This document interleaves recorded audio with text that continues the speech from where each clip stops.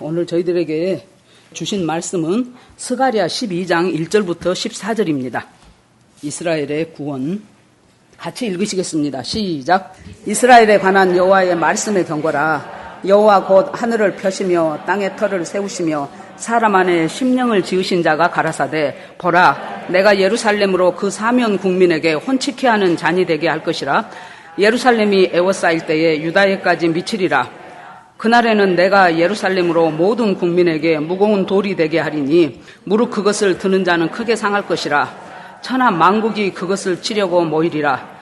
여호와가 말하노라. 그날에 내가 모든 말을 쳐서 놀라게 하며 그 탄자를 쳐서 미치게 하되 유다 족속은 내가 돌아보고 모든 국민의 말을 쳐서 눈이 멀게 하리니 유다의 두목들이 심중에 이르기를 예루살렘 거민이 그들의 하나님 만군의 여호와로 말미암아 힘을 얻었다 할지라. 그날에 내가 유다 두목들로 나무 가운데서 화로 같게 하며 곡식단 사이에 횃불 같게 하리니 그들이 그 좌우에 에워싼 모든 국민을 살을 것이요 예루살렘 사람은 다시 그 본 곳 예루살렘에 거하게 되리라. 여호와가 먼저 유다 장막을 구원하리니 이는 다윗의 집의 영광과 예루살렘 거민의 영광이 유다보다 더하지 못하게 하려 함이니라. 그날에 여호와가 예루살렘 거민을 보호하리니 그 중에 약한 자가 그날에는 다윗 같겠고 다윗의 족속은 하나님 같고 무리 앞에 있는 여호와의 사자 같을 것이라. 예루살렘을 치러 오는 열국을 그날에 내가 멸하기를 힘쓰리라. 내가 다윗의 집과 예루살렘 거민에게 은총과 강구하는 심령을 부어주리니 그들이 그 찌른 바 그를 바라보고 그를 위하여 애통하기를 독자를 위하여 애통하듯 하며 그를 위하여 통곡하기를 장자를 위하여 통곡하듯 하리라. 그날에 예루살렘에 큰 애통이 있으리니 무깃도 골짜기 하다드림몬에 있던 애통과 같을 것이라. 온 땅 각 족속이 따로 애통하되 다윗의 족속이 따로 하고 그 아내들이 따로 하고 나단의 족속이 따로 하고 그 아내들이 따로 하며 레위의 족속이 따로 하고 그 아내들이 따로 하며 시므이 족속이 따로 하고 그 아내들이 따로 하며 모든 남은 족속도 각기 따라 하고 그 아내들이 따로 하더라. 아멘. 기도하시겠습니다. 하나님 감사합니다. 오늘 이렇게 저희들에게 주의를 주시고 흉흉한 속에서 들리는 소식들은 참 힘들고 여러 가지 어렵지만 우리 하나님께서 그래도 하나님께 초점을 맞추고 믿음으로 살아갈 수 있는 하나님 그 은혜를 허락하여 주시니 감사합니다.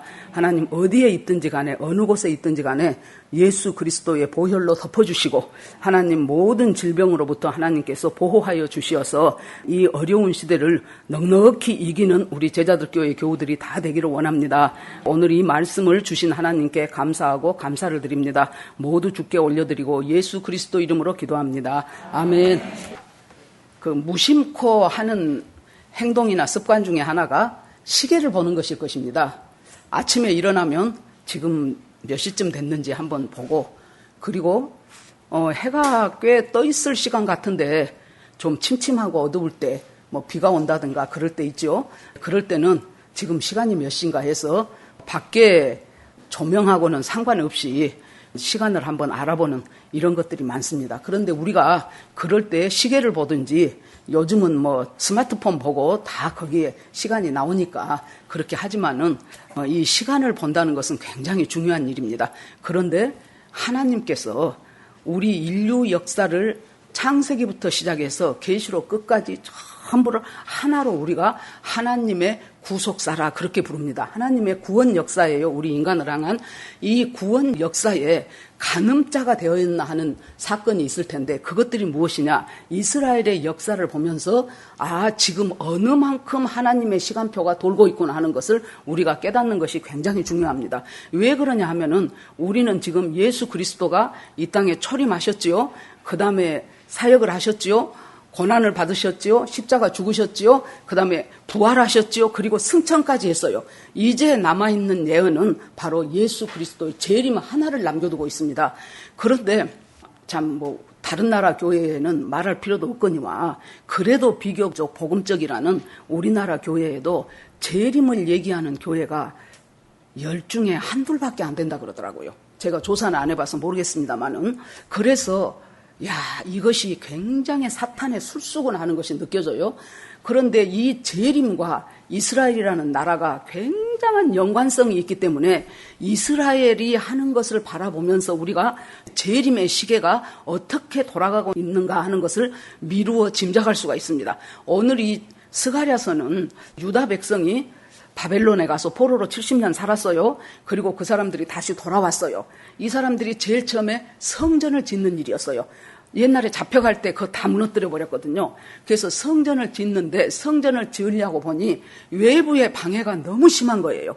그리고 자기들도 그래도 집이라도 어떻게 마련해가지고 또 이렇게 잠도 자야 되고 생활도 해야 되고 그러기 때문에 외부의 방해와 내부의 어려움과 이런 것들이 합해져 가지고 성전을 짓다가 그냥 중단이 돼버린 채로 세월이 흘러갔습니다. 그래서 하나님께서 선지자 둘을 보내셨죠. 학개 선지자와 오늘 말씀에 있는 스가랴 선지자를 보냈어요. 그래서 너희들이 성전을 빨리 완공해야 된다. 왜냐하면은 이 성전을 통하여 여호와의 영광이 임하게 될 것이고 성전을 통하여 예수 그리스도 메시아가 오는 그 길을 마련하는 동기가 되기 때문에 이 성전을 지어야 한다라고 독려를 합니다. 이 두 사람의 비교를 해보면 학개는 상당히 하드웨어 쪽으로 막 얘기를 해요. 강하게. 너희들이 하나님의 전은 짓다가 말고 너희들 집은 그렇게 폼나게 지어놓으면 말이 되냐 막 이런 식으로 야단을 치고, 그 다음에 스가랴서는 굉장히 소프트웨어식으로 얘기를 해요.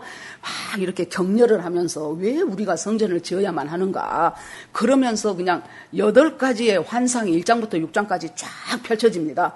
참 우리가 보기에 이런 환상이 있어, 이런 환상이 있어 할 만한 그런 환상이 쫙 펼쳐지고, 그리고 나서 이제 11장, 12장, 13, 14 이 뒤에 있는 몇 장은 예수 그리스도의 초림과 재림과 그리고 나서 천년왕국까지를 다 얘기를 하고 있습니다.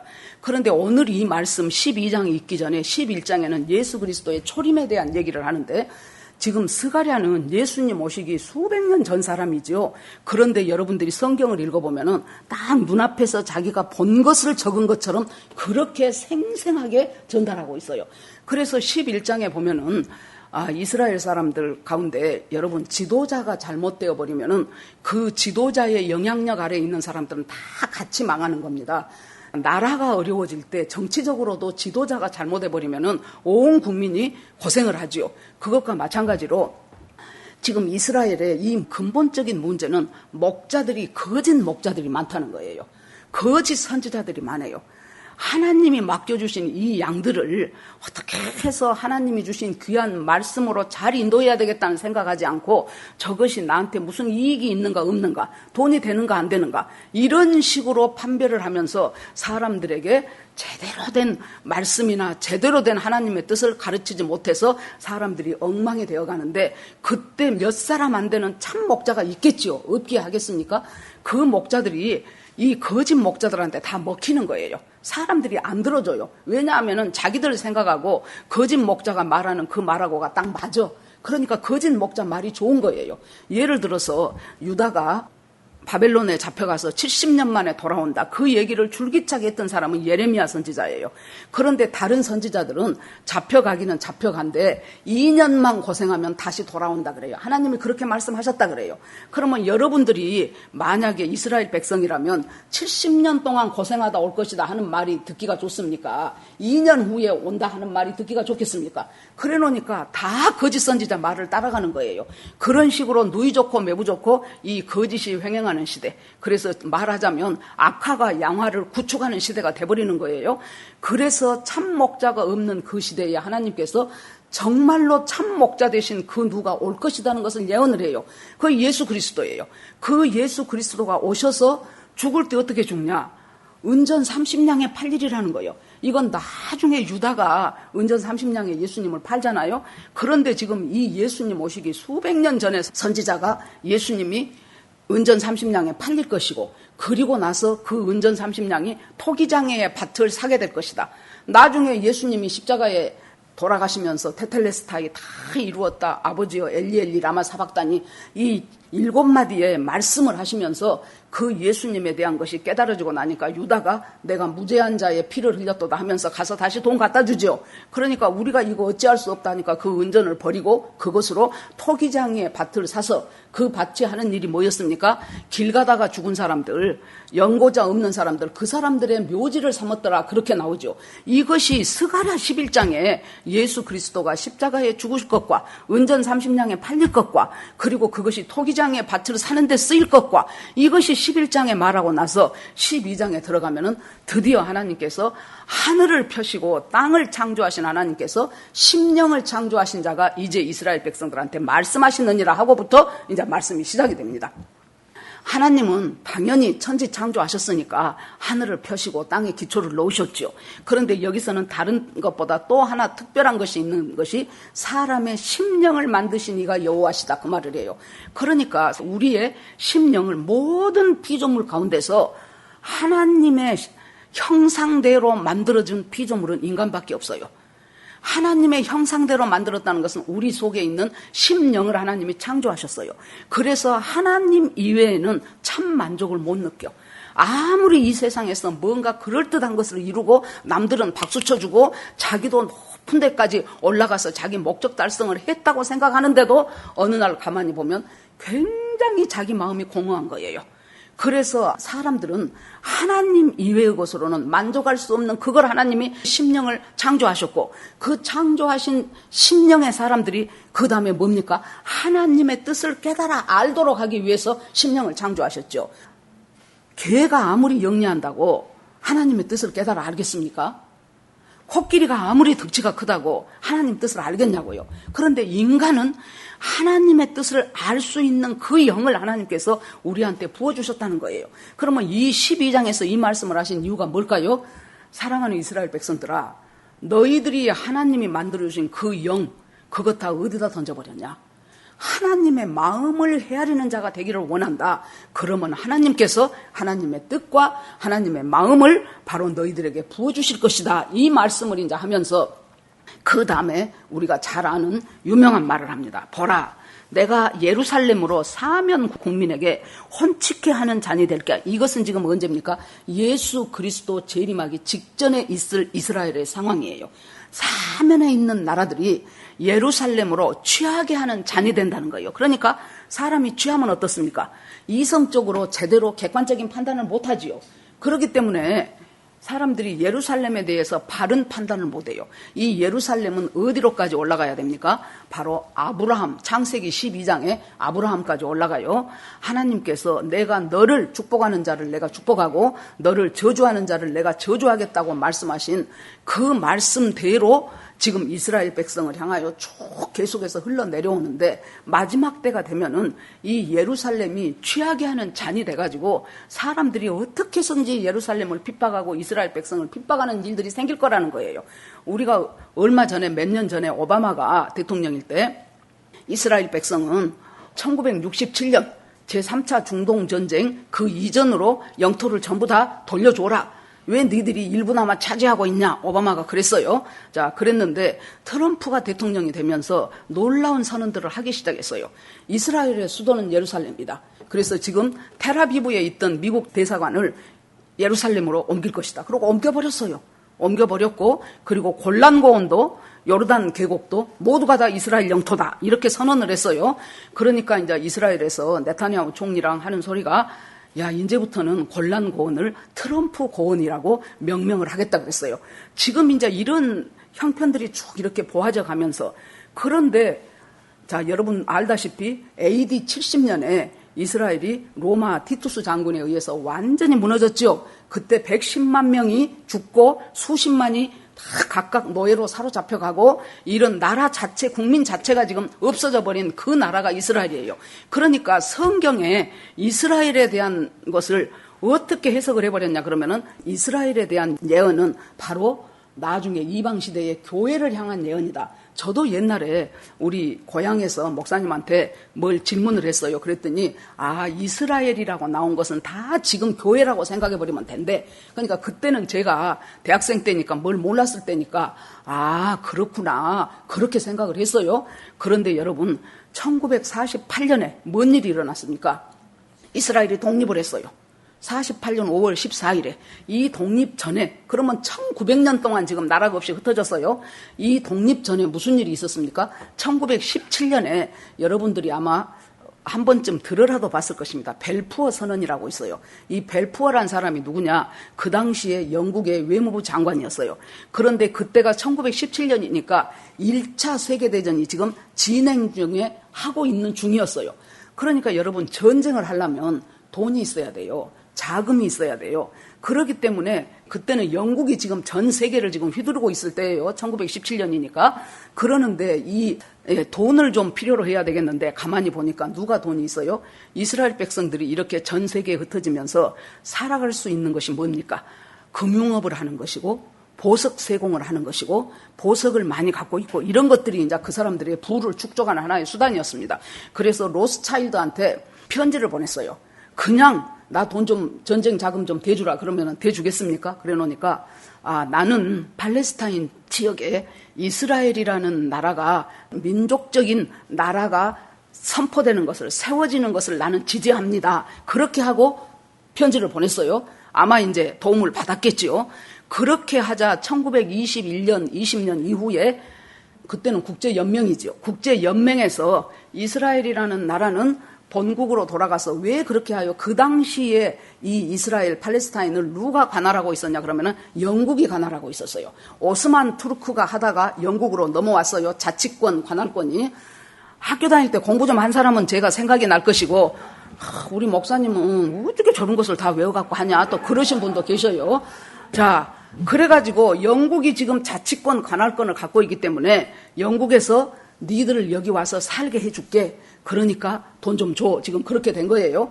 그러고는 이제 22년이 딱 되니까 이제 국제연맹에서 자, 팔레스타인은 이스라엘이 가서 나라를 성립해도 좋다라고 이제 선포를 해버린 거예요.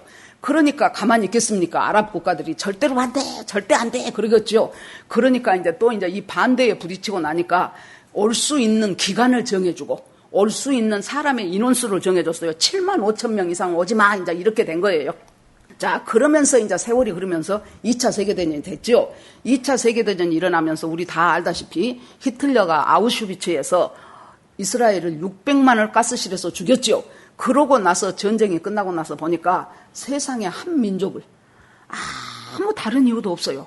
유대인이라는 사실 하나 때문에 그 한 민족을 이렇게 말살을 시켜버리는 이런 일이 있을 수는 없다. 이것은 바로 이스라엘의 나라가 없기 때문이다. 너희들 다 네 나라로 돌아가고 네 나라 독립해. 그래서 1948년 5월 14일에 이제 독립이 선언이 된 거지요.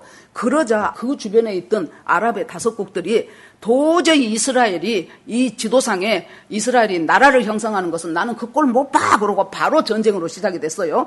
오늘 독립했다면 내일 전쟁을 해버렸어요. 그래는 오늘 독립한 나라가 무슨 힘이 있겠습니까? 그런데도 이때 여러분 이스라엘이 그렇게 사방대로 흩어져 갖고 있다가 독립을 했다는 것은 마태복음 24장에 보면 예수님이 뭐라고 합니까? 너희들이 저 아침에 해가 붉고 그러면은 아이고 오늘 날씨가 좋겠네 그러고 굳으면은 아이고 오늘 비 오겠네. 저 지중해 쪽에서 바람이 불면은 오늘은 어떻겠네. 저 밑에 네게브 사막 쪽에서 바람이 불어오면은 이제 건기가 시작되겠네. 이렇게 너희들이 천기는 알면서 어찌하여 시대는 분별하지 못하느냐 하면서 주님이 하신 말씀이 뭐예요? 무화과 나무가 잎을 내고 그 가지가 연하여지면 곧 열매를 맺을 줄을 알아라. 그러면서 그 다음에 하시는 말씀이 이 세대가 가기 전에 이 일이 이루리라 그랬어요. 그러니까 무화과 나무는 항상 이스라엘의 상징이라 그랬죠. 그러니까 무화과 나무 이스라엘이 다 죽어버린 줄 알았는데 1900년이나 없어져 버렸으니까 죽어버린 줄 알았는데 거기에서 이스라엘이 이파리가 나오고 가지가 연해지고 이런 것을 봤다면은 이스라엘의 독립이 시작돼서 열매를 맺기 시작한다면은 그때가 이제 뭡니까? 예수 그리스도 재림이 오실 길을 지금 시작했다는 거예요. 카운트다운이 시작이 됐어요. 지금 1948년부터. 그러면은 누구도 힘들겠습니까? 사탄도 힘들어요. 예수 그리스도가 재림하시는 이 카운트다운이 시작이 되면은 자기들은 계시록 봐보십시오. 나중에 가서 이 계시록에서 적그리스도와 거짓 선지자와 짐승의 표받은 사람과 이런 사람들이 전부 산채로 불과 유황불로 넘어갈 것이고, 그리고 최후의 하나님의 심판이 있을 텐데, 그때 백보자 심판에서 그때 죽는 사람은 이제 영원한 지옥으로 가는 사람은 바로 그것이 둘째 사망이다. 그렇게 나오죠. 그러니까 이제 쭉 보셔야 돼요. 자, 그런데 이 마지막 때가 가까워지면은 세계의 사람들이 자꾸 이스라엘을 술 취한 사람들처럼 바른 판단을 못해. 이스라엘에 대한 바른 판단은 뭡니까? 아브라함하고 약속하셨던 그 약속대로 이스라엘을 축복하는 자 축복하고 이스라엘을 저주하는 자 저주예요.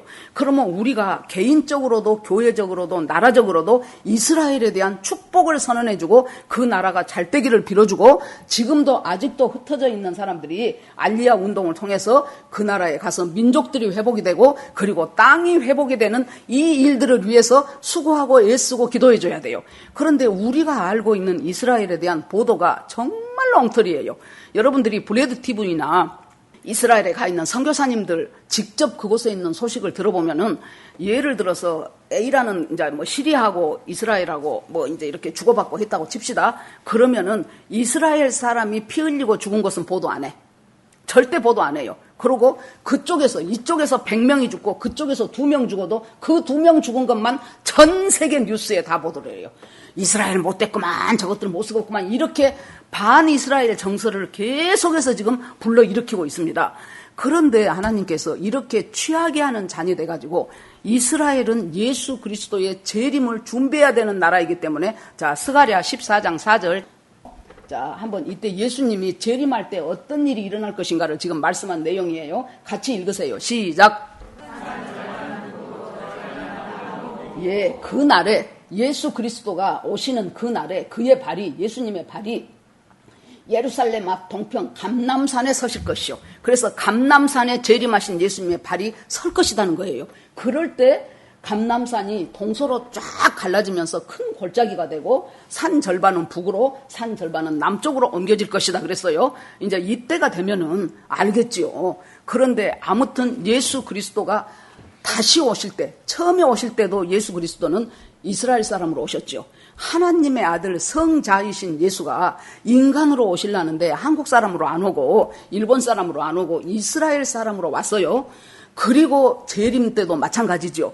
그리고 이스라엘이란 땅으로 왔어요. 그래서 예수 그리스도는 재림하실 때도 이스라엘의 감람산에 그 발을 디딜 것이라고 그렇게 말씀하죠. 그러면은 사탄이 생각할 때는 어떻게 해서든지 이걸 막아야 되겠죠. 왜냐하면은 예수 그리스도가 재림하면은 자기는 끝나요. 지금 공중권세를 잡고 있어요, 사탄이. 그래서 우리 눈에는 안 보이지만은 이 국가들 간에 많은 일들이 일어나고 이런 어려운 일들이 생기고 엄청나게 개인은 개인대로 국가는 국가대로 많은 역사를 또 사탄이 지금 이루고 있습니다. 우리가 2019년 작년 송구영신 예배 볼 때 참 그 마음이 많이 도대체 2020년에는 무슨 일이 일어날 것인가 하면서 많이 불안해하고 많은 사람들이 2020년에 대해서 어떤 사건들이 벌어질 것인가 그랬어요. 2019년 12월 여러분 이제 또 기억에 가물가물하죠. 호주 산불이 생겼어요. 그랬죠. 6개월간을 그 산불이 계속했어요. 그 산불이 대한민국 한반도 전체 영토만큼 땅만큼 다 태웠어요. 산림을. 그래서 거기서 죽은 이 동물들이 있죠. 그 동물들이 적게 잡으면 5억 마리, 5만 마리가 아니고 5억 마리, 많이 잡으면 10억 마리가 죽었다 그래요. 그럴 때 거기에서 나오는 그 불과 가스들은 또 얼마나 그 인근에 많은 피해를 끼쳤겠습니까? 한참 그것이 진행되고 있을 때 이 코로나가 터졌죠. 코로나가 터지면서 일은 복잡해졌고, 그리고 나서 이제 작년 겨울부터 트럼프가 이렇게 저렇게 이스라엘에 대한 선언을 했고, 금년 6월에 교황이 네덜란드 헤이그에 가서 종교 통합을 선언한다고 합니다. 이런 일들이 있어질 것이고, 그 다음에 이제 지금 보십시오. 또 홍콩에서 또 얼마나 또 사태가 계속 벌어지고 있고, 또 저 북한에 있는 김여정 그쪽은 금방 전쟁 일으킬 것처럼 난리를 치고 지금 이런 상황들이 계속해서 지금 전개되어 가고 있는 2020년이 어느 해보다도 더 사건이 많고 더 사고가 많은 해가 2020년입니다. 이것은 달리 표현한다면은 하나님께서 우리들로 하여금 니들 정신 차려. 언제까지 잠잘래? 언제까지 세상 잠에 취해서 이곳이 좋사오니 하면서 나 잘 먹고 잘 살고 돈 벌고 남편 출세하고 얘들 좋은 학교 가고 거기에서 벗어나지를 못해. 예수를 믿는다면서 거기에서 벗어나지를 못해요. 기도도 전부 그것이요. 하지 말란 말 아니에요. 기도도 전부 그것이요. 생각도 전부 그것이요. 그래 놓으니까 하나님의 뜻이 무엇인지, 나를 향한 하나님의 뜻이 무엇인지, 이 나라를 향한 하나님의 뜻이 무엇인지 그런 것들은 관심이 없어지게 돼버렸지요. 자, 그러니까 혼취한 잔이 돼가지고 사람들이 이스라엘이라는 나라가 마지막에 주님의 구속 역사 중에서 어떤 것을 감당해야 될 것이라는 그 제대로 된 원칙을 모른다 그 말이에요. 전부 취해가지고 저 좋도록 생각을 해버려요. 그 다음에는 무거운 돌이 돼가지고 그 무거운 돌이 도저히 들 수 없는데 자꾸 들려고 하다가 들려고 하는 사람이 상하게 될 것이란 말이 그 다음 절에 나와요. 이스라엘이 무거운 돌이에요. 그래서 자꾸 영토를 이쪽으로 옮겨라 저쪽으로 해라 뭐 너희들이 이렇게 평화를 해라 하면서 자꾸 그것을 들려고 하는 사람과 나라들은 망하게 될 것인데 왜 그래요? 하나님께서 지금 이스라엘의 독립부터 시작을 하셔서 이스라엘을 지금 꽉 주님께서 손으로 잡고 계시기 때문이라는 거예요. 그럴 때 이제 사면에 있는 나라들이 전쟁을 일으킬 것이라는 거예요.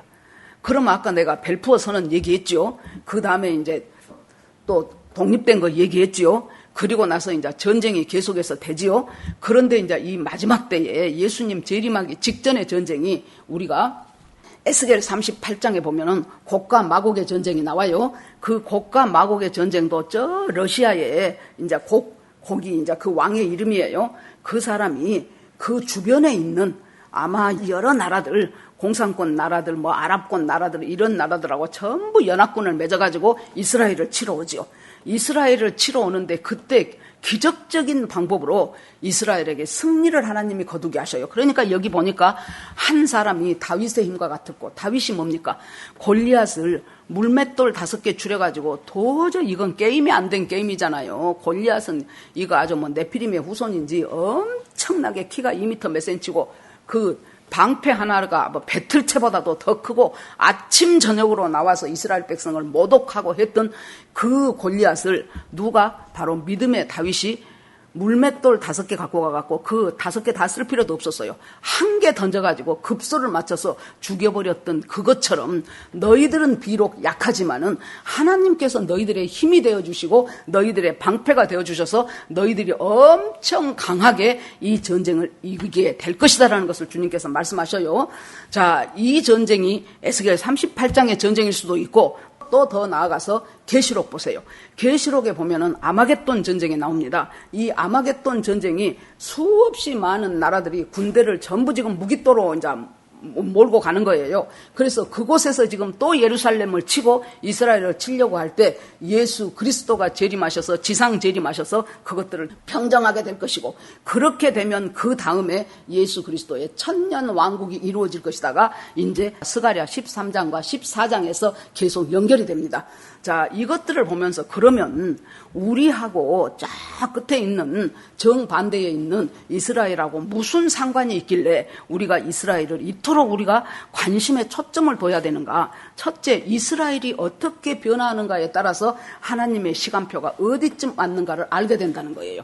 어디쯤 왔는가를 알게 되면 우리가 그 다음에 뭘 하게 됩니까? 내가 하나님의 뜻에 합당한 사람으로 준비하는 거예요. 엉뚱한 데 신경 안 쓰고 내가 주님의 사람으로 합당하게 주님이 나를 향하여 뭘 원하시고 계신가를 신경을 써야 된다는 거예요. 자, 계시록에 보면은 굉장히 옷에 대한 이야기가 많이 나와요. 계시록 16장 15절 같이 읽읍시다. 시작. 보라, 내가 도적같이 오리니 누구든지 깨어 자기 옷을 지켜 벌거벗고 다니지 아니하며 자기의 부끄러움을 보이지 않은 자가 복일도다. 아멘.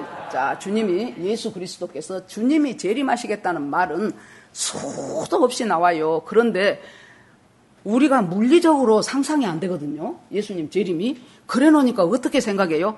아이고, 기껏 믿음이 있다면 성경에 재림한다고 했으니까 한 1000년 후나 10,000년 후나 언제 뭐 오겠지, 온다고 했으니까 오겠지, 이 정도 생각하는 사람이고, 아니면은 아예 그것 자체에 신경을 안 써버려요. 아니 뭐 이 훤한 벌건 대낮에 무슨 놈의 재림은 재림이요, 이렇게 하는데 성경은 초림보다 재림이 2배나 더 많아요. 그렇게 예수님이 직접 예언을 하셨고, 내가 도적같이 오리니, 도적같이 온다는 것은 언제든지 올 수 있다는 거예요. 오늘 이 시간 예배드리고 있는 지금이라도 예수 그리스도 재림할 수 있다는 얘기입니다. 도적같이 오리니 누구든지 깨어서 자기 옷을 지켜 벌거벗지 아니하며 그랬어요. 깨어서 자기 옷을 지키라는 거예요. 그러면 자기 옷을 못 지킨 사람은 어떤 사람일까요? 첫째, 자기가 이 옷이 얼마나 소중한지를 모르는 사람. 그냥 어디 잠깐 벗어놓고 깜빡 잊어먹은 사람이 지키지 못한 사람이겠죠. 2번째 못 지킨 사람은 뭘까요? 옷이, 여러분, 웨딩드레스 입은 신부가 막 김치국도 묻고 아니면은 뭐 어디 더러운 것도 묻고 그런 웨딩드레스가 어디가 있습니까? 정말로 순백에 깨끗하고 아름다운 드레스지요. 그런데 여기에서 이 옷을 못 지킨 사람은 자기의 옷에 얼마나 더러운 것이 많이 묻었는가를 모르는 사람이에요. 그래가지고 우리는 인간이기 때문에 예수 믿고 구원받고 하나님의 자녀지만은 우리가 인간이기 때문에 하나님께서 죄라고 하는 것들을 많은 오염을 묻히면서 살아요. 미워하지 않아야 되는데 미움이 불쑥불쑥 솟기도 하고, 탐욕을 부리지 않아야 되는 데서 느닷없는 탐심이 생겨서 나도 모르게 그 탐심을 발휘할 수가 있고, 거짓을 안 해야 되는데 나도 모르는 사이에 입장 곤란하니까 그냥 거짓말을 쓱 해버릴 때도 있고, 믿음으로 기도하며 열심히 용서하며 살아 그러는데 한 번 내가 이 마음의 아픔이 오면 용서가 잘 안 돼. 이런 여러 가지 것들 속에서 우리가 그것은 다 오염이 된 거죠. 지금 묻은 거예요. 김치국도 먹고 뭐 빨래 뭣도 먹고 애들 뭐 밥 먹은 것도 묻고, 이 묻은 것들을 날마다 시마다 때마다 뭐 하라는 거예요? 계속해서 예수의 보혈로 씻으라는 거예요. 예수의 보혈이 그래서 필요하다는 거예요. 내가 예를 들어서 어저께 뭔 죄를 지었다. 그러면 다시 어제로 돌아가가지고 그 죄를 안 지을 수 있냐고요. 그럴 수는 없잖아요. 그러니까 이 죄 때문에 예수 그리스도가 십자가에서 죽으셨구나 하는 것을 믿음으로 받고, 주님, 제가 이렇게 연약합니다. 이 죄 때문에 예수 그리스도가 십자가에 돌아가셨군요. 예수 그리스도의 보혈에 내 죄를 씻습니다. 주님, 저를 이 죄를 넉넉하게 이길 수 있도록 인도하여 주시옵소서 하고 하루에도 몇 번씩 하는 거예요. 자, 그 다음에 또 계시록 7장. 자, 같이 읽습니다. 시작. 내가 가로되 내 주여 당신이 알리이다 하니 그가 나더러 이르되 이는 큰 환난에서 나오는 자들인데 어린 양의 피에 그 옷을 씻어 깨끗하였는가. 아멘. 자, 큰 환난에서 나오는 자들인데 어린 양의 피에 그 옷을 씻어서 깨끗하게 희게 했다고 말이에요. 그러니까 우리의 죄는 예수 그리스도 되시는 어린 양의 피 외에는 우리의 죄를 속할 길이 없어요. 그런데 여기서 여러분 생각을 해봅시다. 사탄은 예수 그리스도가 재림을 하면은 자기는 끝나요. 이제 더 이상 저 영원한 무적행위로 이제 갇혀야 돼요. 그렇기 때문에 어떻게 해서든지 재림을 방해하고 싶겠죠. 자기가 방해한다고 되겠습니까? 안 되지요. 그러면 어떻게 해요? 늦추기라도 하고 싶지요. 그 방법으로 이스라엘 땅을 이스라엘 사람들에게 안 주고 싶어 해. 그러니까 지금 복잡해요, 그쪽이. 그리고 이스라엘 백성을 그쪽으로 못 오게 하고 싶어 해요. 그래서 그쪽이 복잡합니다. 자, 여러분, 이스라엘은 작년에랑 보니까 선거를 몇 차례를 했어요. 우리 같으면 한 표라도 많은 사람이 통치를 하면 돼요. 그런데 거기는 연정을 구성해야 돼요. 그러니까 계속해서 네타냐후가 많은 표를 얻었음에도 연정 구성이 안 되니까 또 몇 달 후에 또 선거하고, 또 연정 구성 안 되니까 또 선거하고, 몇 차례를 선거를 했죠. 그래갖고 이번에 코로나 때문에 이렇게 정부가 구성이 안 되면 안 되겠다 싶어가지고 이제 2등이었던 베니 간츠하고 네타냐후하고 둘이가 서로 이제 합의를 했어요. 내가 먼저 1년 반을 통치를 하마, 네가 나중에 1년 반을 해라. 그렇게 해가지고 지금 이제 간신히 지금 이게 구성이 된 거예요.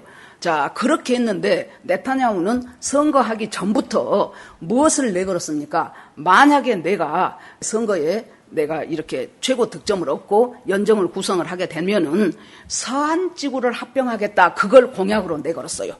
서한지구를 합병하겠다. 그 서한지구에 이스라엘 정착촌이 있는데 그쪽을 이제 이스라엘 영토로 들어오면 지금 이제 곧 얼마 안 남았습니다. 7월 1일 날 국회에 이 안건을 제출을 해서 국회에서 그것이 통과가 되면은 이제 서한지구 합병을 선포하고 이제 그러니까 어저께 그저께 제가 잠깐 보니까 시리아하고 아랍에미레이트에서 서한지구 합병하는 걸 결사 반대한다 그렇게 이제 또 막 한 거예요. 거기다가 또 이 베니 간츠가 상당히 좀 리버럴한 사람이에요. 그래가지고 네타냐후는 보수적이어가지고 메시아닉 주라든가 이런 사람들 돌아오는 거 원치 않는다 그러는데 베니 간츠는 무슨 소리냐, 유대인이기만 하면 다 돌아와도 좋다. 그러니까 지금 호재를 만난 거예요. 영토는 네타냐후가 어떻게 해서인지 서한지구 합병해서 30% 이상을 지금 영토를 확보하는 것이고, 사람은, 민족은 베니 간츠가 주장하는 대로 누구든지 유대인이면 돌아올 수 있게 하고, 지금 이런 일들이 지금 펼쳐져 가고 있는 이스라엘의 시간표를 보라고 지금 하나님이 말씀하십니다. 그런 상황 속에서 무거운 돌을 드는 것처럼 자꾸 하나님의 뜻에 반하는 정책이나 하나님의 뜻하고 반대하는 일들을 펼치는 사람은 그것이 자기 발등 찍는 일이 될 것이라는 거예요. 그리고 그들이 전쟁을 이렇게 일으키면서 이 많은 사람들이 이스라엘을 치러 오려고 할 때 하나님께서 놀랍게 그 나라들을 간섭하셔서 하나님께서 이스라엘 백성이 그 전쟁에서 승리하게 되게 할 것이다. 그것이 이제 1절부터 9절까지 얘기예요. 그 다음에 이제 10절에 보니까, 자, 제가 그냥 읽어드릴게요. 내가 다윗의 집과 예루살렘 거민에게 은총과 강구하는 심령을 부어주리니 그들이 그 찌른 바 그를 바라보고 그를 위하여 애통하기를 독자를 위하여 애통하듯 하며 그랬어요. 자, 주님이 다윗의 집과 이스라엘 사람들에게 뭘 해요? 은총과 강구하는 심령. 여러분, 로마서 11장 25절에 이방인의 충만한 수가 차기까지 이스라엘이 덜어는 완악해진다 그랬어요. 이 말은 뭐예요? 자, 초림이 있고 오순절 사건이 있고 많은 이스라엘 백성들이 예수 믿기 시작하고 그러면서 그 사람들이 전 세계로 흩어져서 복음을 전하기 시작했지요. 그래서 오늘날 우리한테까지 왔지요. 약 2000년이라는 세월이 흘렀어요. 이 2000년이 무엇입니까? 지금 교회 시대예요. 이때가 지금 성령 시대예요. 이방인들이 이 성령 시대, 교회 시대가 끝나기 전까지 이스라엘 사람들은 복음을 전해도 안 들어. 말도 안 되는 소리 하지 마라 그래요. 지난번에도 제가 말씀드렸죠. 어떤 랍비한테, 아니 예수 믿는 사람들은, 기독교인들은 예수가 메시아라고 하는데 당신은 어떻게 생각합니까? 그랬더니 그 사람이, 내가 아주 텔레비 본 것이 생생해요. 뭐라고 말합니까? 예수를 메시아로 믿느니 우리 민족이 다시 한번 아우슈비츠 수용소에서 몇백만 죽는 일을 차라리 선택하겠대요.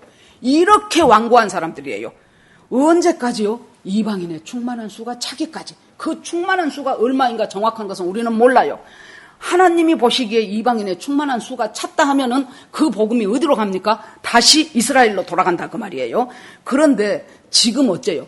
예수가 메시아로구나, 그걸 깨닫는 사람들이 몇만 명이 생겼죠. 그 사람들을 메시아닉 주라고 우리가 부르고 있죠. 그 전에 제가 그 힌돌산 기도원 갔을 때 아셀 인터레이트 목사님 하며 스티브 라이틀 목사님 하며 이런 분들이 오셔서 전부 메시아닉 주예요. 그분들은 이제 목사님이에요. 그런데 스티브 라이틀 목사님 얘기가 자기가 미국에서 대학을 다니고 있었어요. 그래서 한참 시험 기간 중에 준비하고 있는데 누가 옆에 와서 쓰더랍니다. 그래서 자기는 옆방에 친구가 온 줄 알고 제가 뭐하러 왔나 그렇게 하고 공부를 하고 있는데, 그래서 자기가 Who are you? 그랬대요. 그랬더니 지저스 크라이스트 그러더래요. 너무나 놀래갖고 눈을 뚝 뜬 거예요. 지저스 크라이스트. 그렇게 전격적인 성령의 역사가 있는 사람들이 지금 돌아오기 시작하는 거예요. 그러더니 하나님께서 이 사람한테 뭔 일을 맡겼어요? 러시아에 있는 내 백성들이 지금 고토로 돌아가야 된다. 이 구약 성경을 보면은 이스라엘 백성들이 고토로 돌아간다, 흩어져 있는 내 민족을 고토로 모으겠다는 하나님의 예언이 수도 없이 많이 나오고 있습니다. 그 사람도 이 성경을 그때 어떻게 알았냐? 그러면은 바벨론에 포로로 가 있다가 바벨론에 포로로 간 사람들이 다시 돌아온다는 말이겠지, 그렇게만 생각을 했대요. 그런데 바로 예수님 재림하기 전에 얼마든지 이 이스라엘 백성들이 각 곳에 흩어져 있는 사람들, 그런데 이 스티브 라이트 목사님 보고 네가 러시아에 가서 내 백성을 고토로 이스라엘로 보내는 일을 해라. 그러니까 자기가 기가 막히더래요. 아니 예수님, Do you know KGB? 그랬대요. 아니 KGB가 있는데 내가 뭔 재주로 그걸 압니까? 하여튼 하나님의 인도 따라서 러시아 갔어요. 그렇게 해가지고 뭐 그 세세한 얘기는 저는 모르죠. 아무튼 어찌저찌 돼가지고 러시아에서 이스라엘 사람들이 전부 본토로 돌아가도 좋다는 그 법이 허용이 됐어요. 그래가지고 굉장히 어디서나 구박을 받았던 민족이지요. 이 사람들이 상당히 많은 수가 본토로 돌아갔고, 그리고 지금 이스라엘에서 자기를 만나는 사람 중에 길 가다가 그때 당신이 텔레비전에 나와서 그렇게 얘기를 했고, 그래서 그때 우리가 우리 본 땅으로 돌아올 수 있었다고 그렇게 하는 사람들이 상당히 많이. 그러니까 하나님 뜻이 뭡니까? 지금 전 세계에 흩어져 있는 이스라엘 백성이 그 고토로 돌아가서 예수 그리스도의 재림을 바로 맞이할 수 있는 그 나라가 되는 것이 지금 하나님 뜻이지요. 그런데 어떤 이스라엘 백성이나 뭐 이방인이나 간에 예수 그리스도를 믿지 않으면 구원을 얻지 못해요. 그러니까 이 사람들도 예수 그리스도를 믿어야 돼요. 그런데 아까 보세요. 차라리 아우슈비츠 들어가서 몇백만이 죽으면 죽었지 예수를 구주로 못 믿겠다 그러잖아요, 이 사람들이. 그러면 언제까지? 하나님의 때가 찰 때까지, 이방인의 충만한 수가 찰 때까지 이 사람들이 이렇게 완악해지는 거예요. 그런데 하나님께서 드디어 이 사람들에게 강구하는 심령을 주고 은총을 베풀어서 그들이 뭘 깨닫게 돼요. 여기 보면은 그들이 찌른 바 그를 바라보고 그랬어요. 근데 그를이라고 나왔는데 좀 밑으로 내려가 보면 그 주 써진 거 있죠. 원래 히브리어에는 그가 아니고 나라고 돼 있어. 그러니까 그를 찌른 바 나를 보게 될 것이다 그 말이에요. 그러니까 이스라엘 백성들이, 아니 우리 조상들이 죽였던 그 예수가 세상의 하나님이네, 그걸 알게 된다는 거예요. 그를 보는 것이 아니고 이스라엘 백성들이 자기들이 찔른 그 예수, 자기 조상들이 찔러서 십자가에서 죽게 한 그 예수, 그 예수가 아이고 세상의 하나님의 아들이었구나, 그 예수가 성부 성자 성령 하나님이었구나. 그걸 지금 여러분들이 이 사실을 믿으시지요? 성부, 성자, 성령 삼위일체 하나님이 한 분의 하나님이시고 그 예수 그리스도가 우리의 구속을 이루시고 그리고 떠나가시고 바로 성령인 내 심령 속에 오셔서 나를 진리로 인도하고 나를 예수 그리스도 한 말을 깨닫게 하고 말씀을 깨닫게 하고 하나님의 인도대로 따라가게 하고 이런 모든 것들을 하신다는 것을 우리들이 믿고 있는 것이, 그것이 여러분 내가 지식적으로 공부해서 그걸 믿게 되냐고요? 안 믿어요. 안 돼요. 성령이 부어지면서 하나님이 내 마음에 그것을 믿어질 수 있도록 해주셨기 때문에 우리가 믿는 거예요. 지금 이스라엘 백성들이 못 믿은 이유 중에 하나가 뭐예요? 하나님께서 아직 때가 안 찼어. 무슨 때가? 이방인의 때가. 이 이방인들이 구원받아야 돼요. 그런데 지금은 이방인들이 구원받는데 여기에서 이스라엘 백성들이 구원받고 예수가 메시아라고 생각하는 이스라엘 백성들이 많아지기 시작하고 불어나기 시작했다는 것은 이방인의 때가 이제 끝나간다는 얘기죠. 교회 시대가 문이 닫아간다는 얘기죠. 그러니까 다 되었다는 소리지요. 지금 우리는 이제 이스라엘을 보면서 뭘 알아요? 하나님의 시간표가 지금은 거의 예수 그리스도 재림 5분 전쯤으로 다가왔구나. 그걸 우리가 깨달을 때가 되었다는 얘기예요. 그래서 우리가 이스라엘을 깊이 봐야 돼요. 예의주시하면서 이스라엘에 뭔 일이 있는가를 우리가 눈 뚝 부러뜨고 봐야 된다는 것이 하는 얘기입니다. 그때 하나님이 은총을 베풀어 주시니까 하나님의 은혜 가운데서만이 비로소 예수 그리스도가 내 구주구나, 그걸 알게 된다는 거예요. 그래서 은총을 베풀어 주고 강구하는 심령을 주고 그들이 아이고 우리 조상이 찔렀던 그 예수 그리스도가 바로 하나님이구나, 그것을 알게 되고는 이제 민족적인 통에 회복하는 일이, 회개하는 일이 일어나요. 그들이 애통하기를 독자를 위하여. 독자가 죽어버렸을 때 그 부모가 얼마나 애통하겠습니까? 그 애통함으로 애통하고 그를 위하여 통곡하고 장자를 위하여 통곡하고, 그리고 그날에 예루살렘에 큰 애통이 있으리니 무기또 골짜기 하다 드림몬의 애통과 같은 것이다. 자, 큰 애통. 민족적으로 세상에 우리가 몰랐네. 우리 조상 때 그때 왔던 그 예수 그리스도가 바로 하나님의 아들이었고 우리의 죄를 대신하고 우리가 기다렸던 메시아가 정치적인 메시아가 아니고 바로 우리의 영혼을 구원하는 그 메시아였네. 그것을 깨닫고 이제 정말로 가슴을 치는 회개의 역사가 이스라엘에 민족적으로 일어나게 될 것이다. 계시록 12장 우리 지난번에 얼마 전에 봤었죠. 거기에 후 3년 반 그때 이 이스라엘 백성들을 이제 두 증인이 나와서 이스라엘 백성들에게 복음을 전하고 할 때, 자, 12장에, 계시록 12장에 보면은 어떤 여자가 임신해서 애를 낳으려고 하죠. 해를 입고 밑에 달을 밟고 있고 12면류관을 쓰고 있고, 그런데 붉은 용 하나가 나와가지고 애만 낳기만 내봐라 내가 삼켜버릴게 그러지요. 그런데 하나님께서 혹 그들을 보호해서 1260일 동안을 따로 양육하지요. 그것이 지금 계시록 12장에 나왔던 말씀이지요. 이스라엘 백성들이 그때 비로소 민족적인 애통이 일어나는 거예요. 그러면서 그 사람들이 그 애통이 예루살렘 골짜기에 하다드림몬에 있었던 애통이다. 이것은 뭐냐 그러면은 이스라엘 유다의 역사 중에서 유다의 역사가 끝나갈 때쯤 되는 그 즈음에 아주 좋은 왕 하나가 나타나요. 그 사람이 요시야예요. 마지막 왕이에요.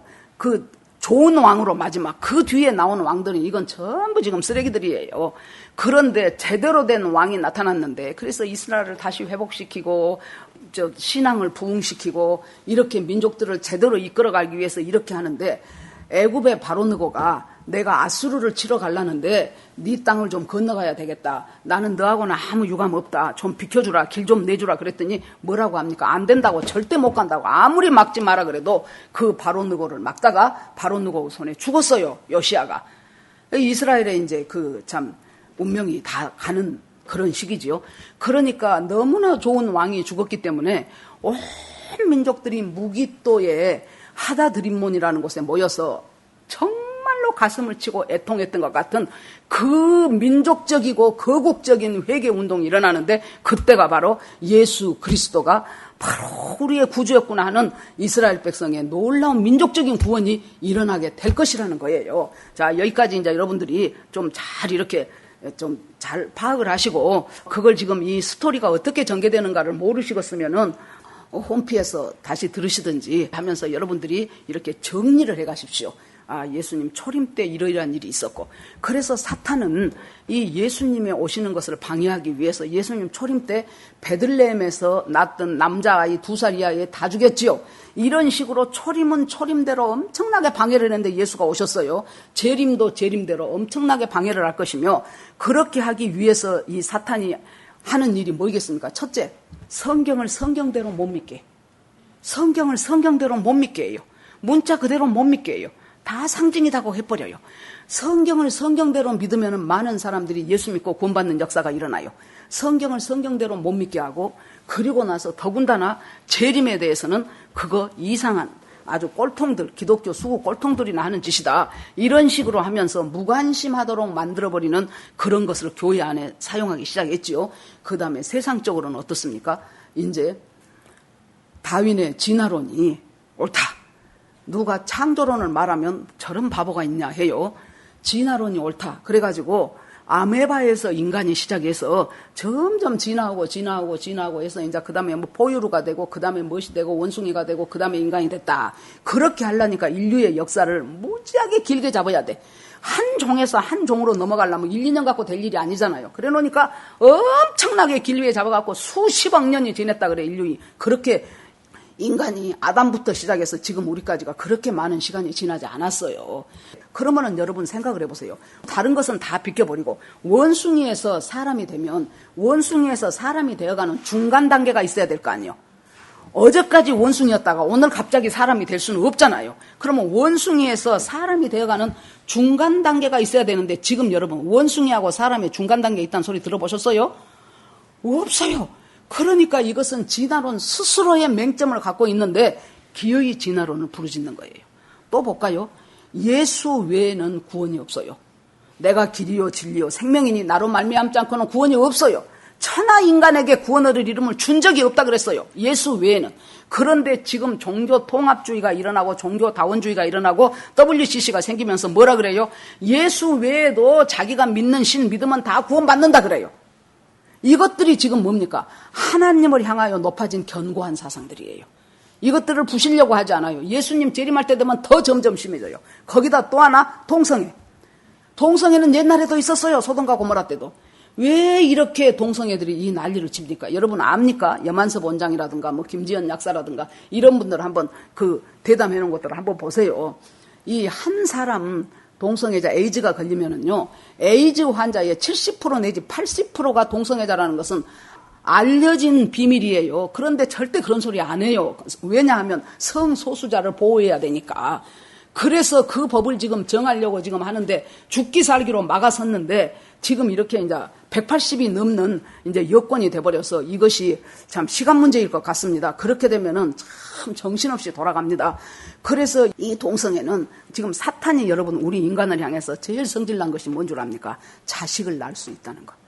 사탄은 생산력이 없어. 자식을 낳을 수 있다는 거. 그것이 분해 죽겠어. 왜 저 하나님은 인간을 하나님의 형상대로 만들어갖고 이렇게 특별한 존재로 만들었냐는 거예요, 인간을. 그래 놓으니까 동성애를 하면은 거기에서 사람이 못 나오잖아요. 그래 놓으니까 아름다운 아주 감언 이설로 만들어가지고 동성애는 DNA가 있대. 동성애자들은 타고날 때부터 동성애자로 타고났대. 아무리 뒤지고 뒤져도 그런 DNA는 없어. 예를 들어서요, 여러분. 엄청나게 아버지가 파쇼고 무서운 사람이 있었다고 쳐봐요. 무조건 애들 두드러 패고 못되게 굴고 그러면은 그 자녀들은 아버지가 싫어. 그러겠지요. 그러니까 이 딸들은 아버지가 싫어. 아버지가 싫으니까 어째요? 이성을 사랑하고 싶지가 않은 거예요. 그래서 같은 동성인 레즈비안이 돼요. 그 다음에 엄마가 그 집에서 엄청난 강권을 휘둘리는 엄마가 있었다. 그러고 엄마가 너무너무 많은 자식들한테 상처를 줬다. 그러면은 이때 어떻게 돼요? 여자가 싫어. 여자가 싫으니까 같은 동성인 남자가 좋아지는 거예요. 이런 여러 가지 역학적인 관계 속에서 동성애자가 나와요. 우리가 영적으로 보면은 동성애의 영이 있다 그 말이에요. 그래서 이 사람 저 사람 속으로 지금 계속 파고 들어가는 이 놀라운 일들이 지금 벌어지고 있어요. 이것들이 전부 예수님 오시기 재림 직전에 일어나야 될 강권적인 자기들이 아주 정말로 하나님을 향하여 대적하는 높아진 사실. 거기에 또 하나 뭐가 포함됩니까? 인간을 물질로 봐버려. 물질로 봐가지고 물질이니까 다 쓰고 났으면 폐기처분 하잖아요, 우리가. 그런 것처럼 인간이 그냥 폐기처분 돼버려. 나이 많고 별로 생산력 없는 사람은 그냥 싹 쓸어서 죽여버려도 되고 그것이 소위 공산주의예요.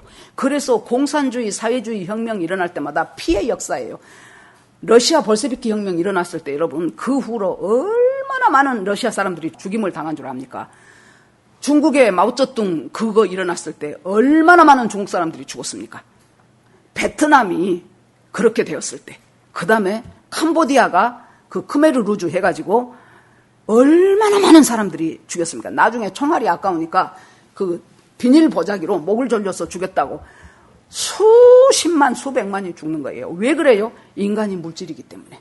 인간이 물질이기 때문에. 그래서 여러분 왜 사회주의 공산주의하고 예수를 믿는 사람하고가 같이 갈 수가 없냐면은 인간을 보는 관점 자체가 틀려버려요. 우리는 뭡니까? 인간은 하나님의 형상대로 만들어졌다가 인간이에요.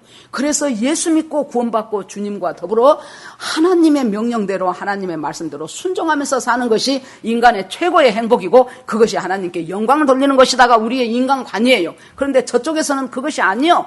자기들의 어떤 그 기득권 세력을 위해서 자기들이 정권을 계속 잡기 위해서 불합리한 것들은 언제든지 죽여도 되는 거예요.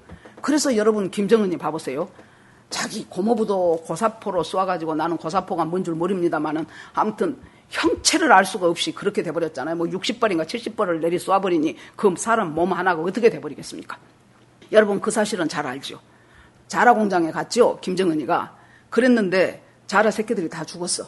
그러니까 그 기르는 사람 보고 그것은 지금 그 북한에서 탈북해 갖고 온 그 김일성 대학 나온 주성아라는 사람이 있는데 그 사람 것에 보면은 정말로 있었던 일이라고 하더라고요. 왜 이 자라가 죽었냐 그랬더니 그 사람이 전기가 공급이 안 돼. 전기 공급 안 된 줄은 아시죠? 김진홍 목사님이 북한을 갔는데 그 전기가 들어왔다 나갔다 하니까 소위 개고기를 냉동실에 넣어놨는데 전기가 꺼지면 그것이 녹아. 전기가 들어오면 다시 얼려. 그래갖고 녹았다 얼었다 하다가 이게 상한 것을 모르고 준 거예요. 어떻게 배가 아픈지 맹장이 된 거예요. 그래갖고 이제 느닷없는 사람을 이제 싣고 이제 갔잖아요. 그래서 병원에 가가지고 마취제가 없어. 그래서 생으로 맹장 수술을 했답니다. 여러분. 그랬는데 천주교에 가면은 정의구현 사제단이라고 또 있어요. 그 사람들도 희한한 신부들이 있습니다. 그 사람들이 이 목사님을 만나가지고 얼마나 북한 사회는 학교도 공짜, 병원도 공짜, 집도 공짜. 그래서 목사님이 그랬대요. 그 이야기를 하면서 당신 북한에 가서 생으로 맹장 수술 한번 해볼래요? 그랬대요. 공짜요 그러면서 공짜요 생으로 맹장수술 한번 해보려냐고 여러분. 그래 놓으니까 왜 이 자라가 다 죽였냐고 이제 그 담당자한테 물었겠죠. 그랬더니 그 담당자가 전기가 안 들어와 갖고 계속 이렇게 순환을 시켜주고 산소를 공급해줘야 되는데 전기가 안 들어와 갖고 죽었습니다. 그리고 먹이도 이제 그 자라 먹는 사료가 들어와야 될 텐데 아니 사람 먹을 것도 없는데 그래서 이렇게 됐습니다. 그랬더니 엄청나게 화를 내면서 은인가 일인가 모르겠네. 아무튼 뭐라고 했냐 그러면 나는 그 자리에서 쏘아 죽인 줄 알았거든요. 그것이 아니고 이 세상에 살 가치도 없는 것들 그랬대요. 그러면은 김정은이 경호하러 왔던 애 둘이가 탁 이 사람을 끌고 가가지고 총살시켜버린대요. 그러니까 김정은이가 말하기에 따라서 달렸어. 살 가치가 없는 놈 그러면은 총살이에요. 그런데 이런 경우가 있대요. 땅에 묻힐 자격도 없는 놈 그러면은 그 사람은 고사포로 수도 없이 쏴버려갖고 화염 방사기로 땅에 묻힐 수 없이 만들어버리는 거예요. 이것이 공산주의 사회주의 사회예요. 그런데 수많은 사람들이 그것을 모르고 좋다고 하는 이 엄청난 이것들이 지금 뭐예요? 그 사람의 사상이 아니고 사탄이 뿌려놓은 사상들이에요. 그래서 지금 우리가 이 시대가 지금 어느 시대라는 것을 깨닫고 알아가야 되지요. 그러면 이제 마지막으로 결론적으로 그러면 하나님이 우리를 지금 너희들이 어떻게 살기를 원하는가? 자, 뭐 여러 가지가 있겠지만은 오늘 새벽에 가만히 일찍 일어나서 한번 기도하면서 깨달아진 것이 여러분 계시록 2장 3장에 보면 7개의 교회가 나와요. 7교회의 교회 가운데서 2교회만 서만학 교회하고 빌라델피아 교회만 책망이 없이 칭찬만 받았던 교회죠. 그러면 5개 교회들은 전부 다 뭐 맨 책망만 받은 데도 있고 칭찬과 책망을 겸하여 받은 데도 있지요. 그렇게 되었을 때 무슨 일들이 생기게 되냐 그러면은 자 일단 에베소 교회를 향해서 뭐라 그래요? 너희들이 이것도 잘하고 이것도 잘하고 이것도 잘한다. 그런데 너희들이 처음 사랑을 잃어버렸다. 어디서 이 처음 사랑이 잘못됐는가를 한번 생각해가지고 그것들을 갖다가 회개해서 다시 회복해라. 그러면 너희들에게 생명나무의 만나를 주겠다 그랬어요. 여러분 이 5개 교회 칭찬받지 않는 5개 교회는 전부 뭐예요? 주님이 하신 말씀이 회개해라. 회개해라. 아까 회개는 뭐예요? 어린 양의 피에 내 옷을 잠그는 거지요. 씻기는 거지요. 예수 그리스도의 보혈에 하루에도 몇 번씩 주님 이건 참 하나님의 뜻에 옳지 않는 것인데 제가 이렇게 했네요. 하나님 죄송합니다. 그렇게 하면서 계속 주님께 나아가는 거예요. 또 어떤 교회는 뭐라 그래요? 너희들이 니골라당의 교훈을 따르고 있다. 너희들이 이세벨의 영을 지금 가슴속에 간직하고 있다. 그것들 빨리 끊고 회개해라. 그렇게 하면서 사대교회를 향해서는 이름은 살아있으나 실은 너희들 죽은 교회다. 빨리 이 사대교회를 향해서는 뭐라 그래요? 너희들이 옛날에는 그러니까 살았었다는 소리예요. 네가 이름은 살아있으나 죽은 교회다. 그러면 왜 죽었을까를 생각을 해보니까 그동안 받았던 말씀들을 잊어버렸더라고. 그동안 들었던 말씀들을 잊어버렸더라고. 그러고 내 뜻대로 살았더라고요. 그러니까 영원히 죽어버린 거예요. 그래서 너희들이 빨리 옛날에 들었던 그 복음으로 다시 돌아가라는 거예요. 그리고 라오디게아 교회는 지금 교회라 그러죠. 지금 우리가 살고 있는 20세기 교회라 그러죠. 라오디게아 교회는 문제는 뭐예요? 얘네들이 첫째 뜨뜻미지근해. 첫째 미지근해요. 그러면서 또 자기의 신앙에 대해서 착각하고 있어. 어떻게 착각합니까? 나는 부자라. 나는 부요한 자다. 나는 공부한 것이 없다. 나는 충분하다라고 그래요. 그런데 예수님은 뭐라고 말해요? 천만의 말씀이요. 너는 가련한 자여, 너는 눈먼 자여, 너는 가난한 자여. 금으로 연단한 그것을 사가지고 네가 지금 네 꼬라지를 봐. 네가 지금 벌거벗고 있어. 그런데 너는 좋은 옷 있다고 생각하지 지금으로 받고 말할까요? 내가 구원의 확신이 있다고 하면서 실은 하나님과 상관없이 자기 맘대로 살아가는 네가 어떻게 구원받은 자라고 네 스스로 너를 속이고 있다는 거예요. 그러면서 주님께서 볼지어다. 내가 문을 두드리노니 마음을 열고 너는 나로 더불어 먹고 나는 너로 더불어 먹고 뭐예요? 교제하자는 거예요. 네가 나랑 같이 먹고 내가 같이 먹자. 그것은 교제하자는 거예요. 여기서 우리에게 주시는 것이 지금 여러분 이 시대를 살아가는 여러분과 제가 굳게 붙잡아야 될 것이 무엇인 줄 압니까? 주님과의 교제예요. 주님과의 교제예요. 어디 가서 엄청난 일을 하는 것이 아니고 교제가 풍성하게 이루어져야 돼요. 제가 우습지만은 예를 하나 들어볼게요. 그 유튜브를 이렇게 보다 보니까 뭐가 뜨냐 그러면은 뭐 며느리들이 시집살이 엄청나게 하다가 시어머니한테 무지하게 복수해버리고 막 이런 것들이 또 남편이 막 어디서 바람 피웠는데 자기가 막 혼내줘버리고 그런 글들이 떠요. 읽어보니까 재밌는 거예요. 아이고 이런 사람들도 있구나 하고 재밌어요. 그래서 유튜브 할 때마다 꼭 내가 한두 개씩은 봐요. 그러는데 내가 보면서도 이거 하나님이 별로 안 좋아하시겠는데 그러면서 본 거예요. 그랬는데 며칠 동안 세상에 이 왼쪽 아래 입술 속을 얼마나 말하면서도 씹고 먹으면서도 씹고 이렇게 꽈리처럼 부어버렸어요. 여기가 한번 이렇게 해가지고 거울을 봤더니 새빨개졌어요. 아니 어째 이렇게 하루에도 몇 번씩을 씹어. 참 이상하네. 그러는데 그게 떠오르는 거예요. 그래서 주님 내가 이거 별것도 아닌데 내가 왜 보지? 그러면서도 좋은 유튜브 볼 때마다 그것을 꼭 한두 개씩 보고 넘어가는 이걸 하나님이 안 좋아하시구나. 그래서 내가 회개를 했어요. 하나님이 이걸 기뻐하시지 않네요. 알았어요. 내가 안 볼게요. 여러분 그 정도로 부풀어 올랐다면 며칠이 있어야 나야 되겠지요. 세상에 몇 시간 후에 싹 가져버렸어요. 이렇게 주님은 우리하고 교제하고 싶어 하셔요. 하나님 알았어요. 지금도 내가 뭐 보려고 데이비드 차 다니엘 김 보려고 딱 하면 그것이 나 여기 찌롱하고 딱 떠. 그러면 내가 안 봐. 미안하지만은 안 봐. 그러고 내가 여러분 뭐예요? 나는 너로 더불어 먹고 너는 나로 더불어 먹고 엄청난 일이 아니에요. 엄청난 일이 바로 뭡니까? 주님과 더불어 끊임없이 교제하면서 이긴 자의 삶을 살아는 거예요. 그것이 오늘날 이스라엘의 시간표를 보면서 지금 재림을 기다리고 있는 저와 여러분들이 어떤 자세로 살아가야 되는가를 가르쳐주고 있습니다. 이 말씀이 여러분과 저에게 깊이 잘 박힌 못처럼 되어서 예수 그리스도 다시 오실 때까지 승리하고 넉넉히 이기는 저와 여러분이 되기를 주의 이름으로 축원합니다. 주여 한번 부르고 같이 기도하겠습니다. 주 하나님 아버지 주님의 은혜를 감사드립니다.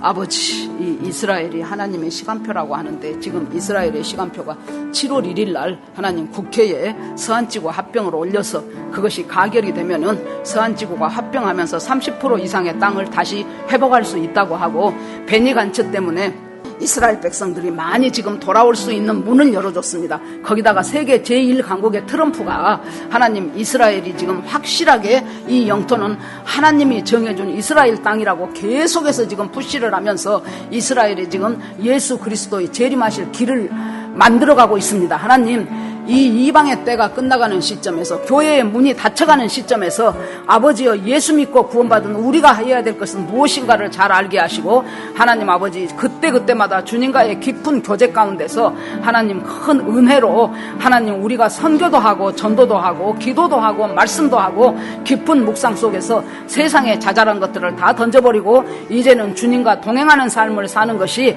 우리가 지금 저희들에게 주시는 하나님의 놀라운 은혜인 것을 깨닫게 하여 주시옵소서. 하나님 앞에 모두 올려드리고 예수 그리스도 이름으로 기도합니다. 아멘.